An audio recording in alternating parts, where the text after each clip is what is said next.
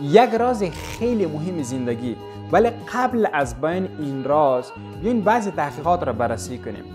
طبق تحقیقات در سراسر دنیا بیش از 350 میلیون نفر از افسردگی رنج میبرند و خطرناکترش این هست که بیش از 60% این افرادی که افسرده هستند خودکشی میکنند و به میلیون ها نفر از نگرانی و استرس رنج میبرند.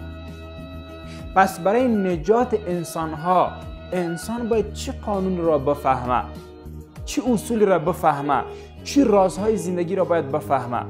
روی از این بحث‌های زیادی وجود داره دوستان گرامی، ولی من میخوام در این ویدیو فقط روی یک موضوع خیلی مهم صحبت کنم که من و شما باید تلاش کنیم که این قانون را بدانیم، در زندگی خود تطبیق کنیم تا از افسردگی نجات پیدا بکنیم و اگر نیستیم جلوگیری بکنیم. دوست عزیزم، اصل این هست که انسان‌های افسرده در گذشته هستند. یعنی انسان افسرده تمامش در بدبختی‌های گذشته فکر میکنه که چرا مثلا این رقم شد، چرا فلان آدم مرد، چرا ایت با ما بدی کرد، چرا به فلان آرزوی خودم نرسیدم، چرا فلان انسان مرا رها کرد، چرا فلان مشکلم حل نشد، چرا فلانی این رقم گفت. یعنی به هزاران دلیل وجود داره که انسان در بدبختی های گذشته فکر میکنه همیشه و اینقدر فکر کرده، اینقدر دو بدبختی فکر کرده که افسرده شده. امروز آینه که بدبختی و سیاهی در چشمش هست که تمام جهان را سیاه مطلق و بدبختی مطلق میبینن و انسان هایی که نگرانی و استرس دارن معمولا در آینده هستن. یعنی در 1 سال بعد، 10 سال بعد خود فکر میکنه، میگن که اگر وظیفه خود از دست دادم چی؟ اگر بی آبرو شدم چی؟ اگر فلان آدم مثلا از دنیا رفت چی؟ اگر فلان مشکل ایجاد شد چی؟ اگر قیمت ها مثلا بالا رفت چی؟ اگر من فقیر شدم چی؟ یعنی بدها دلیل وجود داره که قبل ای آدم نگران هست. معمولا نگرانی واقعی نیست، اینها توهمی در ذهن خود ساختن. پس ما درک کردیم که بله، بیشترین انسان ها که رنج میبرند در وهم هستند، حقیقت وجود نداره. پس یکی از مهمترین رازهای زندگی که من و شما بفهمیم این است که در لحظه حال باید زندگی کنیم. مهمترین قانون زندگی همین هست که در لحظه حال فکر کنیم. مهمترین لحظه حال هست. گذشته رفت، آینده تا به حال نامده، معلوم نیست چی میشه.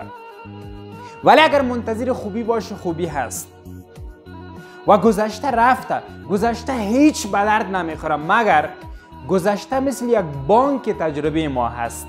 در زندگی خود هر آن چیزی که یاد گرفتیم، هر آن تجربه را که کردیم در آن بانک ما ذخیره شده. ما از گذشته میتونیم درس بگیریم، ما از گذشته میتونیم عبرت بگیریم، ولی نمیتونیم رنج ببریم، نمیتونیم نگران باشیم، چون رفته، گذشته. انسان را از دست دادیم، خب از دست دادیم، تاوان کردیم، انسان از زندگی ما رفت. ولی مهمترین لحظه حال هست. آینده تا به حال نامده. ما چرا مفهوم توکل را در زندگی خود تطبیق نمیکنیم؟ آینده تا به حال نامده، چرا بدبخت باشم؟ چرا من از قبل رنج ببرم؟ حتی گاهی وقت رنج بردن لحظات حال بابت موضوعاتی که در آینده میاد این سخت‌تر از اون مسئله هست. مثلا من از فقر میترسم، نه 2 سال مثلا رنج میبرم که فقیر نشم. وقتی فقیر میشم اما خود فقر اینقدر مرا بدبخت نمیکنه، اینقدر سخت نیست که این نگرانیش سخت بوده، این ناراحتیش سخت بوده. بس دوستان گرامی، مهمترین راز زندگی که در زندگی یاد گرفتم زندگی کردن در لحظه حال هست و انسان سالم کسی هست که در لحظه حال زندگی میکنه، گذشته را فراموش میکنه، نادیده میگیره و آینده را به خدا میسپاره و برش برنامه ریزی میکنه، تلاش میکنه، ولی تمام تمرکزش در لحظه حال هست. اصل قوانین زندگی همین است که انسان در لحظه حال زندگی کنه. مهمترین لحظه حال هست.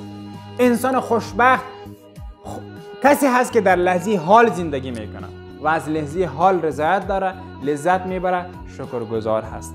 پس دوست گرامی، اگر میخواین که انسان افسرده را اگر میخواین که انسان نگران را متعادل بسازین، انسان سالم بسازین، اگر انسان بتونه فکرش را در لحظه حال بکنه، این انسان سالم هست، این انسان خوشبخت است.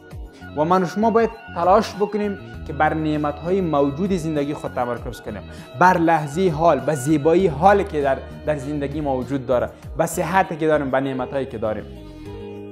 یک سوالی که از شما میخوایم، نظر از شما میخوایم، این است که به نظر شما چی کار باید بکنیم که ذهن ما در لحظه حال متمرکز شود، فکر ما در لحظه حال شود؟